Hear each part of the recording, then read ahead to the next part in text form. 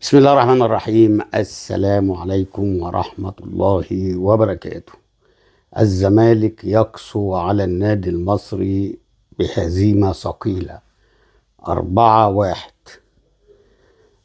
وهتكلم بصراحة، الزمالك كسبان بسكور كبير قوي، ولكن المصري أفضل.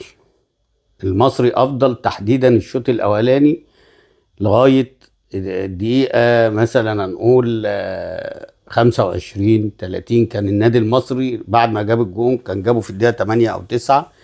لو استغل ارتباك وعشوائية نادي الزمالك وانفتاح نص الملعب بطريقة غير عادية، كان قدر وغطى الجون التاني. كان هيبقى اللي اتعمل في المصري كان هيتعمل في الزمالك. أنا بتكلم على الشوط الأولاني.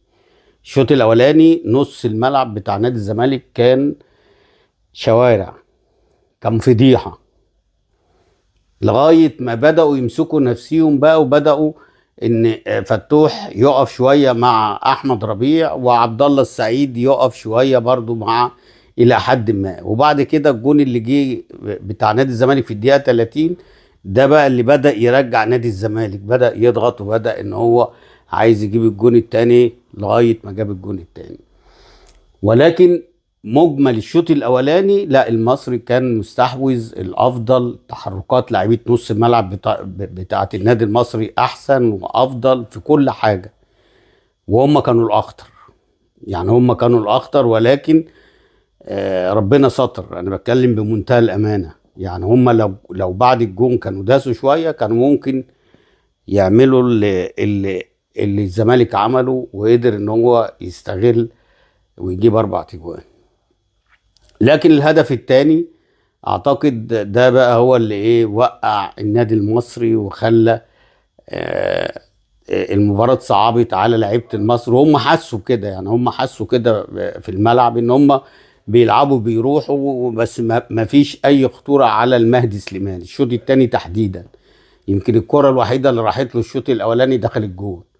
بعد كده ما شفناش النادي المصري بقى بيروح على الجون، ولا في كروسات، ولا في شوط من بره، ولا في عرضيات، ولا في بينيات، ولا اختراق من العمق. ما شفناش بقى بصراحة الشوط التاني. هو كله بس مستحوذ وكل حاجة، والكرة تنتهي على ال 18. نرجع مرجوعنا بقى ونتكلم وندي للساحر اللي هو ميسي الكرة المصرية. النهارده بيقدم واحدة من أفضل مبارياته. بيلاعب تيم كبير، والفرقة بتاعته مش ماسكة كورة، والوحيد هو اللي بيمسك كورة يعمل فيها القلبان اللي انت شفته. يعني الجون الأولاني فاول زقها له عبد الله السعيد، وكويس ان عبد الله السعيد ما رفعش، خدها ودخل بيها لجوه، وقام جاي بيورينا حاجة من حاجات ميسي. الحاجات اللي ميسي بيشيلها دي كده من ورا الديفنس لسواريز والمعرفش اللعيبه اللي هي كانت بتلعب ساعتها في برشلونه، اللي هو بيشيل الكوره كده بطريقه كده فيها سحر، فيها امتاع. فعمل الكوره لعدي الدباغ، بيقول له هات جون يا جدع. يا جدع انت يا دوبك الدباغ بس لمسها كده راحت في البعيده جون. الجون التاني استلم في نص الملعب وقام جاي واخد واخترق، اتضرب، راحت لاحمد فتوح. قام احمد فتوح قال لناصر منسي روح هات الجون التاني. ناصر منسي يا كابتن حسام، يا كابتن حسام يا حسن، يا كابتن حسام يا حسن، ناصر منسي يا كابتن، اللي انت ما اديتلوش دقيقه في ماتش اسبانيا ولا في ماتش السعوديه. ها اللي انت، يعني انا مش عايز اتكلم كلام خليه في وقته. ما ينفعش ان انت تاخد فرود ما كنتش خدته، زي ما خدتش محمد اسماعيل ومحمد شحاته. وان انت قبل المباراه اللي هي كانت بتاعه افريقيا كايزر تقوم جاي رايح، مش فاكر كانت ماتش ايه، المهم يعني تعلن القايمه قبلها بيوم. هيا يا كابتن حسام انت قاصد الحاجات دي؟ طبعا انا اكتر واحد عارف الكلام ده. انت قاصد الكلام ده. لازم يبقى فيه شفافيه يا كابتن، لازم يبقى فيه شفافيه. ما تستنى اليوم واعلن قائمتك عادي، وخد اللي تاخده، ما تاخدش اللي ما تاخدوش، براحتك.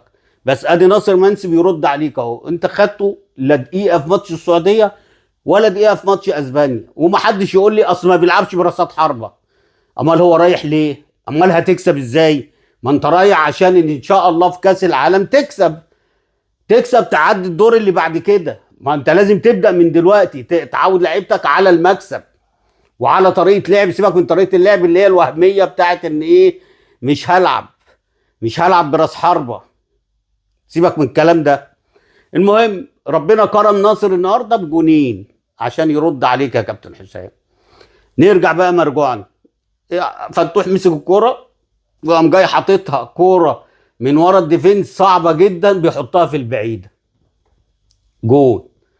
ينزل الشوط الثاني، اول دقيقه في الشوط الثاني ضيع انفراد، هو حاططها كويس بس هي حظه وحش بقى ان هي ايه، ما راحتش زي بتاعه الشوط الاولاني اللي هو الهدف بتاع الشوط الاولاني اللي جه في القائم، بس حظه بقى ان هي مشيت ايه، جنب القائم.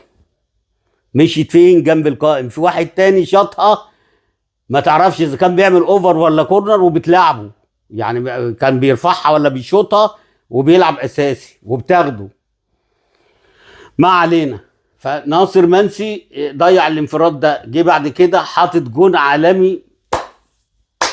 لنا ولا ادخن تخين كان يتوقع ان هو يقطع ويلف جسمه 180 درجه وتروح في البعيده هناك في المقص الحارس المرمى بتاع المصري، ويجيب الجون الثاني.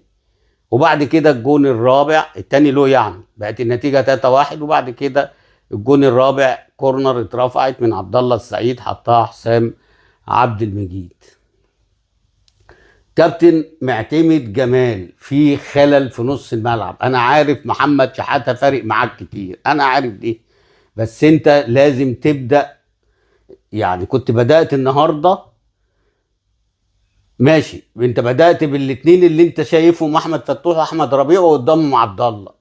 بعد نص ساعه بين التايمين كنت لازم تغير، لازم حد ينزل يدافع جنب احمد ربيع اللي هو مات النهارده.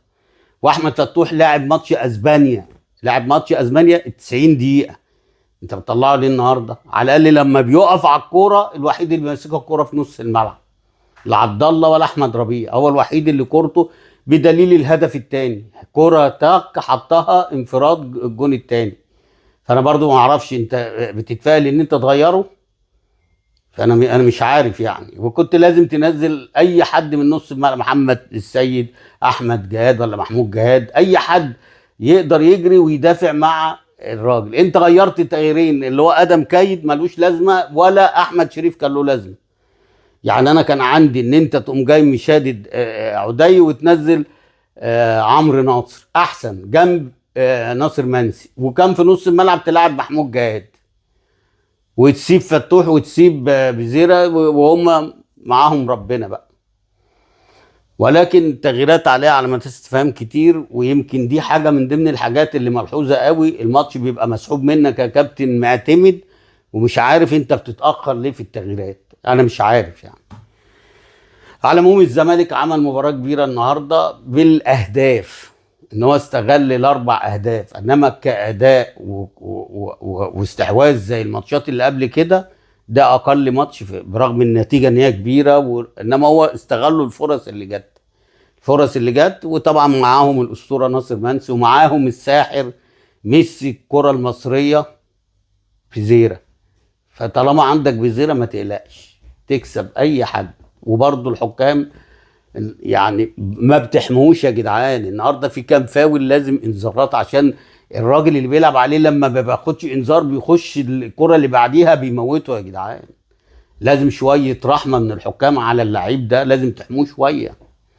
ده ثروه قوميه للدوري المصري، هو احسن لعيب في الدوري المصري دلوقتي، فلازم تحافظوا عليه. ولا دوت بقى يعني ولازم يبقى في حته تانية عشان تحافظوا عليه يعني، ولا ايه؟ مبروك للكابتن معتمد، مبروك للاعيبه الزمالك. اول مباراه مع السته الكبار، مباراه كبيره مع النادي المصري وبياخد التلاته بونت، وبتقربوا سيكا ان هو ياخد اول ياخد تاني. اشوفكم ان شاء الله بعد ماتش الاهلي. السلام عليكم.